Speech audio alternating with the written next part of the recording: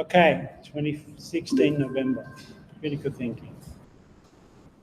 So what I want to do today is talk to you about another sense of critique. I spoke about critical thinking and the role of this course in your degree.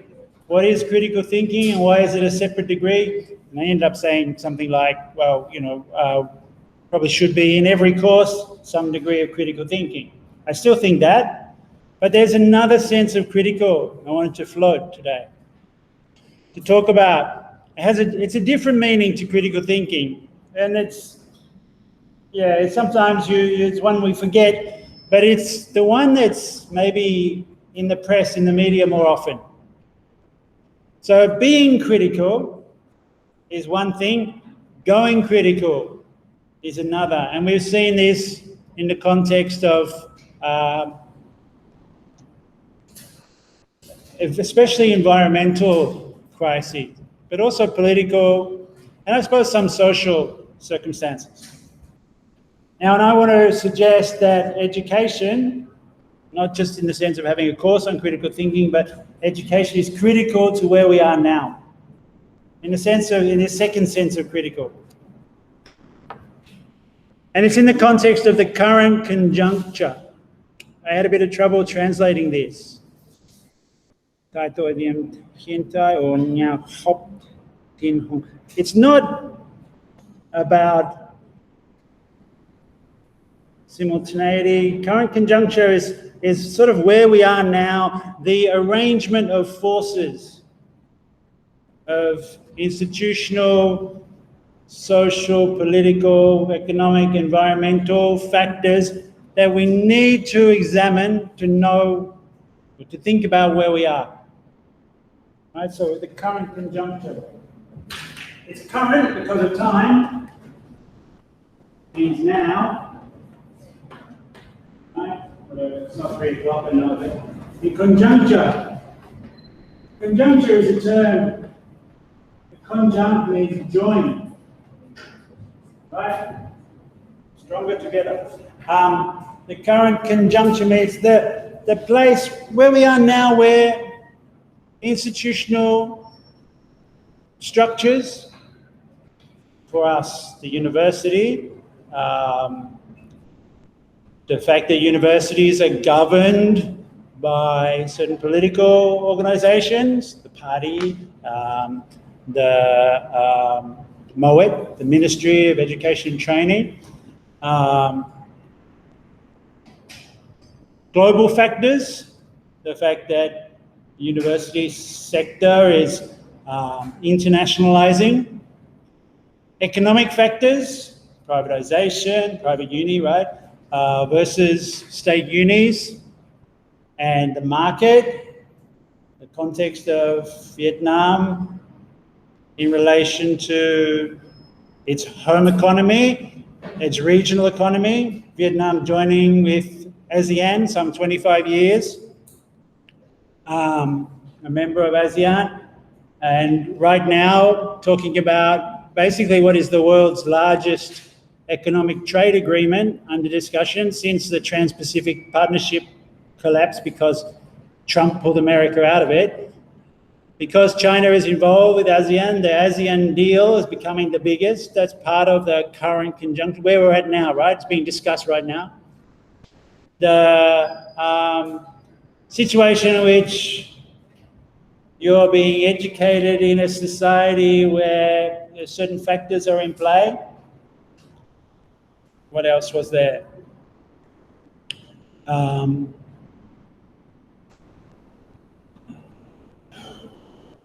Thinking of critical, the sense of critical, it also has an environmental circumstance, right? So another part of the current conjuncture is where we are in global history, I suppose, the so-called Anthropocene, if you come across that term, Anthropocene, I'm going to put it up. I actually dislike this word, but still.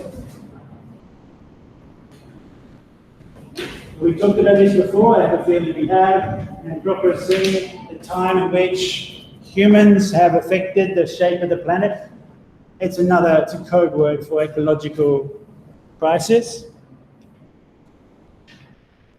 which is where a sense of going critical really imposes itself. Because if you think of what happened with the Fukushima disaster, well, the earthquake off the coast of Japan, followed by the tsunami getting into the Fukushima power plant, into 2 of the 4 reactors, and overheating them, the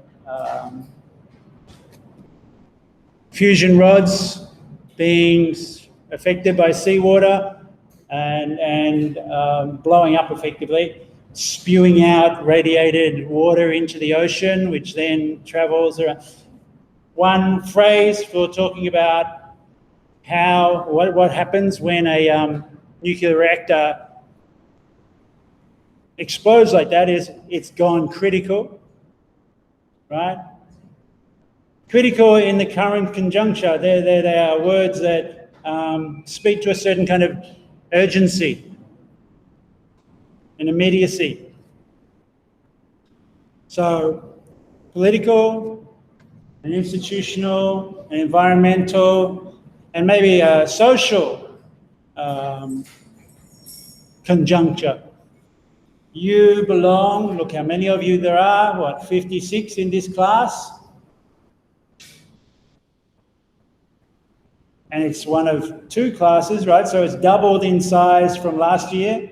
Last year, this class had just, not quite double. It had 70 people in one class. Now it's 2 of 56, 52 and 56. Your generation in the university is an expanding, or your year is a larger number than previously. And in fact, the numbers in university education in Vietnam are a significant factor, as are general demographics. The age of people in Vietnam, the age of people in other countries as well, is a factor in our consideration of, well, the task for an academic, for a sociologist, really comes down to naming the current conjuncture, being able to describe which arrangement of institutional, social, economic, and political facts are important to describe where we are at present, right? That's what, in a way, every sociology boils down to. And some people will emphasize some aspects, class, gender, race, whatever, more than others. And your take, individually, each of you, or an individual sociologist's take on social, is in effect arranging in significance the different parts of the current conjuncture and being able to describe them, to give us a story about them that makes sense.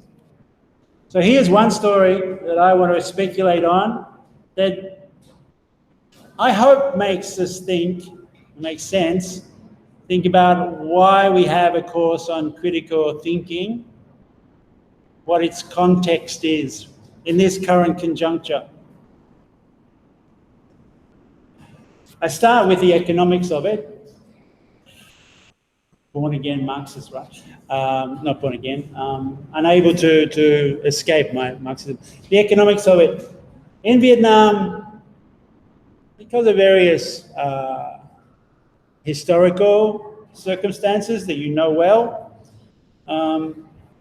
Vietnam has entered into the global marketplace as providing low wages for global production, for companies to join and assemble a whole range of products in Vietnam that are maybe invented or previously manufactured elsewhere. And Vietnam, in a way, captures some of the globalizing production process. All right, Nike assembles trainers here, there are iPhones, there are phones, different phone companies, different electronic components, different machine components assembled by companies that they kind of parachute in, set up their production facility and hire Vietnamese workers, sometimes in special economic zones, quite often in special economic zones. Because for demographic reasons, there are a lot of people, and for economic reasons and historical factors, there are a lot of people available to work of a certain age, expecting a fairly low wage comparatively to the rest of the world. And that's a consequence of history, colonialism, exploitation, 3 wars, and so on. And the decision of the political elite, the party, to open Doi Moi, right, to open Vietnam to this new renovation, new thinking, and participation in the global economy. But I wanted to think about how that is related to education and why it's a kind of gamble. Right, special economic zones, we can talk about that a lot. There's research going on in the faculty about special economic zones and what they are. Companies benefit from tax incentives, import and export charge reductions, exemptions. All right, wages in a special economic zone are a little bit higher than average, but still not high and very attractive to the global companies who want to move their production, the production part of their operations. Remember what I said about science parks somewhat earlier, they don't really move the innovative part, they move the production, they outsource the production. Outsource is the key word.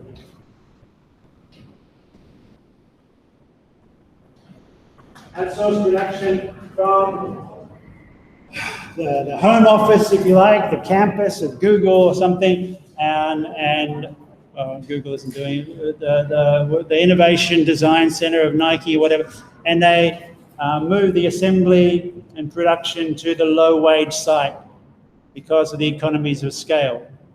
That relies on a whole lot of other global factors, transportation, container ships, and so on. Right, and just-in-time delivery, coordination, bureaucratic coordination of the production process. But the key really for those companies being in Vietnam is low wages. Now, the gamble is that, of course, when you introduce these jobs, special economic zones, and other factories, that employment, as it gets larger and across the whole of society, becomes, well, wages go up. Inevitably, there are a number of available jobs, a number of workers that go for them, there's competition for them, there's also a whole series of demands for better conditions, series of micro strikes or wildcat strikes and so on, and representation through union movement. Over time, we can observe already that wages are going up a little bit in Vietnam. We've also got like 6% inflation, right? But also, generally, people are striving to earn sufficient money to send a generation, or now a second generation, I think, third generation even, to university. And this is a part of the conjuncture, right? A speculative part. The discussion of universities in Vietnam about socialization, about who pays for you all to go to university. I don't mean your immediate parents, but what is the, who may or may not be paying for you to come, but what is the public contribution to the university sector and who benefits from it is part of the discussion, right? And we call it socialization. The society in general takes on some of the burden of pushing education because that's part of the gamble. So the idea, I think, as far as I understand it, I'm a visitor, I may well be wrong, is that Doi Moi, the opening of, what's the best way to describe it? The opening of the economy to production, to assembly, because of low wages, was attractive to global corporations. And the risk of doing that, because it can lead to inflation, because there are salaries that go up and so on, and you have a flow-on effect of who's going to provide the new commodities that salaried waged workforce wants. The thinking behind it is that it's a period of time in which you make a calculated kind of sacrifice of the population. All right, low wages, we will invite these corporations in and work for them on the assumption that wages will slowly increase, and at that same time we'll deploy that increase into education, and within 2 or 3 generations, I think you and the next generation, there needs to be a kind of pivot from low-skilled assembly line wages to high-skilled, high-tech, high-value production, right? So you earn the wages or salary or capital to send a generation or 2 generations or 3 generations to university, so that generation or those later generations then pivot from assembly line production to high skill production, which is much more sustainable and much more valuable for a nation. It's a higher income because of creativity, innovation, and so on. And it's not tied to the fluctuations of a global market, because as wages go up, global companies are less likely to want to assemble their goods in the country, because they go to the place where the salary costs are lowest. And we actually see that happening a little bit right now with some companies leaving China to come to Vietnam for assembly, because Chinese wages, many strikes, so not all reported, but have been increasing. Although they have a massive population, so it's somewhat muted. But if you look back in history, you can see some examples, recent history, see some examples that help us think through this situation. So the idea, and we see this in the development, we've got special economic zones all over the place, but some of them are turning into science parks, and really the push from the government, from the Prime Minister down, is to invest in innovation, research and development, science parks rather than special economic zones where assembly production happens, right? And the science parks are where you capture not just assembly production, but innovation production, which means new ideas. The creative and innovative part of capital, the bit that makes money, is the bit that invents new products. To invent new products, you've got to have high-skilled, high-tech workers who are able to take out a slice of the global general intellect, right? What we call the general intellect, or what Marx called the general intellect, that body of knowledge that belongs to all humanity, but unfortunately under capitalism is owned by so many companies, right? Nike and Microsoft and whatever, they own it and they want to hang on to it. Only by having those companies come here for 30, 40 years, I'm not saying it's a case of spying or anything, but only by having them here can technology transfer happen, so that the innovative, creative part of those kind of businesses can be located in country rather than kept in the States or wherever. So like the idea behind this is that you kind of mortgage 2 generations to waged, low-waged assembly mass production in order to then pay for training of a generation or 2 of more high-skilled, high-end workers, potential workers in the tech economy, but not just in the stuff that's invented in the labs in the science park, also all of the necessary, sophisticated service sector jobs that will be required to facilitate that high-end production. So you've got management, banking, administration, and social management as well. which is why we need sociologists as well. So this is like a critical moment. This is part of the conjuncture, the current conjuncture, is what is happening with critical thinking in the university when the university is a key part of a kind of international strategy. We can look back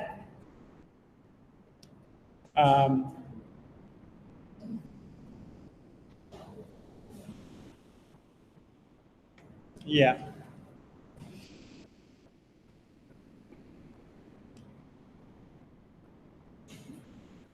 We can look back at some, sorry, I was a slide behind, some historical examples. Vietnam is positioning itself with these science parks and talk about innovation to pivot to a high-tech, high-skilled economy. Now the question is, the gamble is, will the global economy, with all of the factors that are part of the current conjuncture, including COVID and so on, will it need another high-performance economy? We can think about the historical examples, right? So in the 1960s, Japan tried to do this. Now you've got to look at the other part of the conjuncture is the demographics. Japan in the 1960s, that was the time of the youth boom. A lot of young Japanese, 20 years after the war, right? Come into university, come into work, and they make a massive investment in producing cheap electronics. When I was growing up, when I was a kid, Japanese electronics were cheap and not very good replacements for our usual electronics, our radio, our television, and so on, right? You either bought a good TV or you bought a cheap Japanese replacement. Or a motorcycle. Instead of a Harley Davidson or a Norton or a Ducati or something, you bought one of those Yamahas and you rode it into the ground and then burnt it, right? There was not much good about them. But in the 60s to the 70s, because Japan had invested in electronic production and in motorcycles and automobiles and a few other sector commodities, the Japanese started to innovate their own products. Their electronics became better. They came up with something like the Sony Walkman. Do you realize how important a Sony Walkman is? Right? What a change that meant? You're maybe it passed you by, but for teenagers, right? When I grew up, you could not carry music in your pocket. If you wanted to listen to pop songs, you had to be at home to listen to that. There was 10 minutes on a Thursday afternoon and a half an hour on a Saturday night where they put pop music on the television. Otherwise, there was maybe a radio station if you could afford a radio. And you could maybe get a cheap transistor radio and carry it with you, but that was the only way to carry music with you. Or we had cassette players. You could record things on a cassette player, but that was pretty much out of the price range until you got cheap Japanese ones. And then Sony, Japanese company, invented the Sony Walkman. You could put a cassette tape in a little player and put in headphones and walk with your music. It was revolutionary. It changed the landscape of the city, it changed young people's lives, it became a huge thing. And then it became a disc player as well. So the electronics was, we carried discs. You know how sensitive a CD disc is playing on a thing. We carried them walking around. People would strap them to their arms jogging, right? Now it's digital. Right? For a long time, for 25 years, it's been the iPod and so on. But back then it was a disc, a laser played disc. And for the first time you could carry, 30 songs with you. 30 songs. Each of you right now has access to nearly all music there's ever been in your pocket. That's a massive change, right? Motorcycles. The CB 600 4-stroke 4x4 Honda CB motorcycle, and then the Kawasaki 750, Yamaha 650, those motorcycles, and then the Suzuki Keitana 1100. Those motorcycles transformed the industry, motorcycling. So the Japanese motorcycles, they didn't ever replace Harley-Davidson, but they certainly were a lot faster and a lot more robust, and they didn't anymore have those speed wobbles and weren't as dangerous as the early Japanese, Jap crap we used to call it, racist term. Right? We used to, and especially motorcyclists, they're fundamentally racist, right? Japan was successful in this pivot from a low-wage economy to a high-tech, high-skilled economy because of the sectors it worked in, automobiles and electronics and a few others. But by the 90s, partly because America saw the threat, huge economy, 300 million people, and very successful, there was mass investment in Japan, and they've really experienced stagnation since then.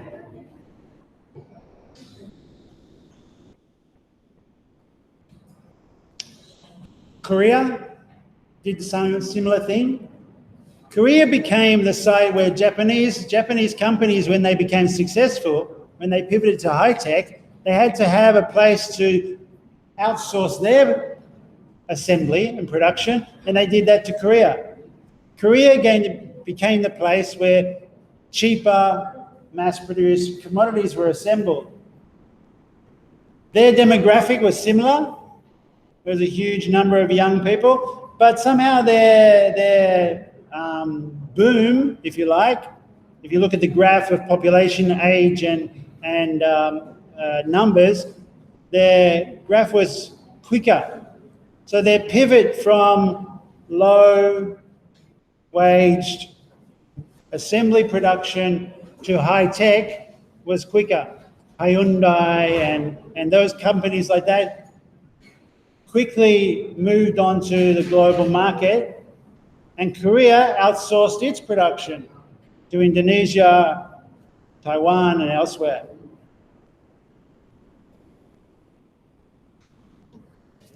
What do we learn from this? Oh, Taiwan, another example. Taiwan made its way with cheap production, right? Cheap wage, low wages, mass assembly, and then they tried to pivot to a high tech. They developed lots of science parks. There's a huge number of science parks in Taiwan, but they went in for precision instruments, right? Injection molding, laser injection and stuff like that, producing very precision instruments that couldn't really easily be outsourced to a low wage location. And their economy hasn't necessarily pivoted in the same way. I mean, they went in for all of the right things. Mass literacy, like 99% literacy in Taiwan. Massive investment in education. Every single student going to cram classes after school and so on. And I mean everyone, 99% going to university and so on. But they didn't manage that pivot at the right time in relation to their demographic curve. The boom was starting to be over. Certainly so we can see this in Japan. Stagnation coincides with the beginning of the decline of the boom, the end of the boom. So now we look at Japanese universities and we see that they can't fill them. The quality of the students has visibly gone down in the last 15 years because they're scraping to get people into university, they have to accept lower standards, and they're not able to fill all the places, so they start to look abroad. Japanese university, Nagoya University, for example, opening in Hanoi.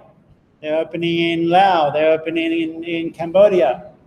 Right? They're becoming export education driven. Taiwan as well.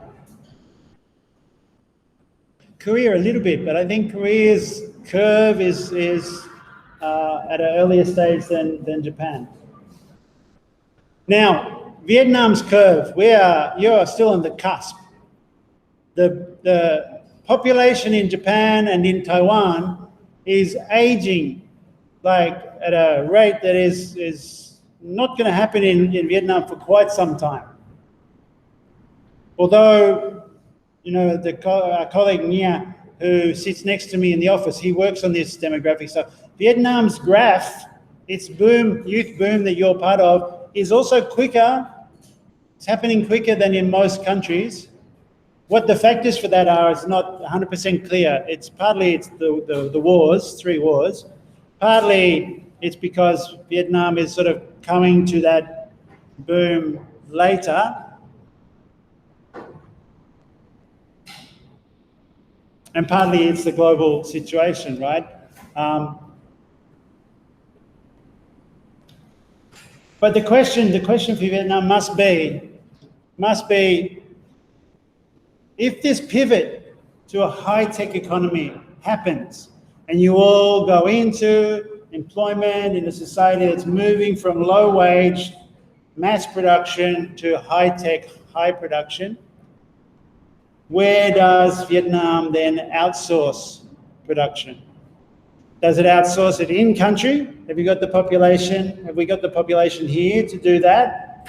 Like maybe China has, right? Because China is moving from producing tons and tons of plastic and shipping it all over the world, right? That's what their economic boom was based on, providing crap commodities for the rest of the world. They're now pivoting, but they have a population that they can outsource like internally in a way.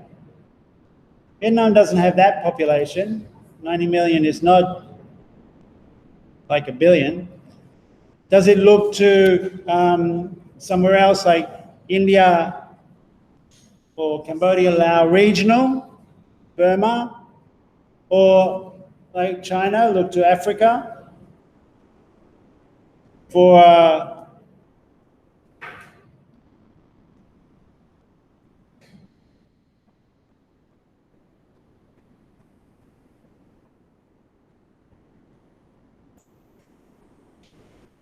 place to develop. Now, this is the gamble. Is the pivot to high-tech, sophisticated society that comes along with it something that requires outsourcing and so therefore a kind of exploitable low-wage location?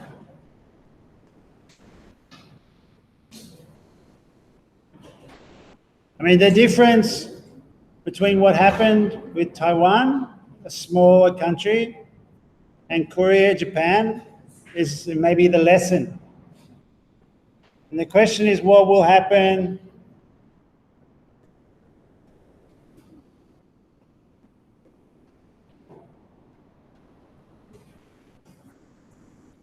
see, this is the conjuncture. This is why the current conjuncture is important, because what is being asked of you in this inclusion of a course called critical thinking, but that's a small part of it. The idea that you will include critical thinking in all of your classes, that you will become more sophisticated, highly skilled providers of services to an economy that's more like Japan than it is like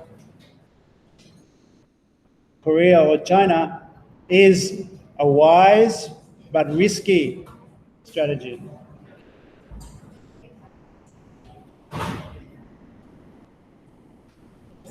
I don't know. It's why I want to ask you, and this is a critical moment, why I want to ask you to think about what kind of university, what kind of set of skills, what skill set, what kind of sophisticated lifestyle, what kind of set of services and activities are appropriate for the kind of economy that is projected in this gamble, in this model, that pivots from mass production to high-tech, precision instrument type futures. In the context where the global situation is dicey, there's no guarantee that the model that Japan or Korea followed is available now even. Now it might be. It looks to me that one possibility is that in the health sector can be something like the automobile sector was for Japan. It's certainly not the case that there's going to be ever-increasing automobiles. The environmental sector could be. The thing for you to think about, I suppose, is, and I know you're already thinking about this, what kind of universities will be fit for that projected society in like a decade or 2 decades, 3 decades? What set of, like, not individual skills, but generational skills would be required by your generation and the next generation? And I guess your kids. 3 generations, you think about that? I mean, how far do you project?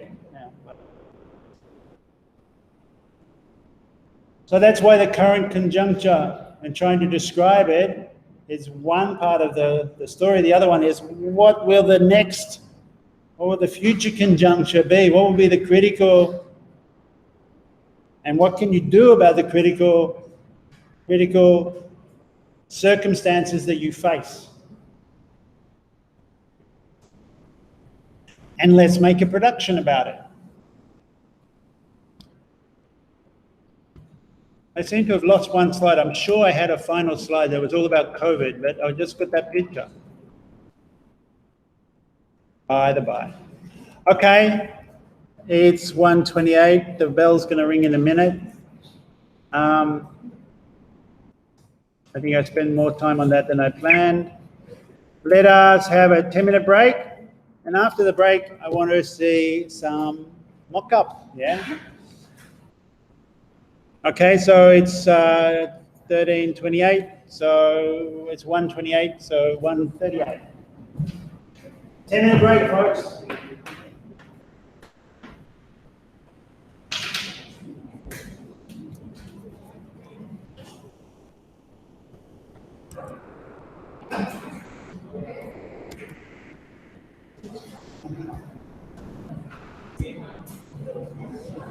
That's pretty bad.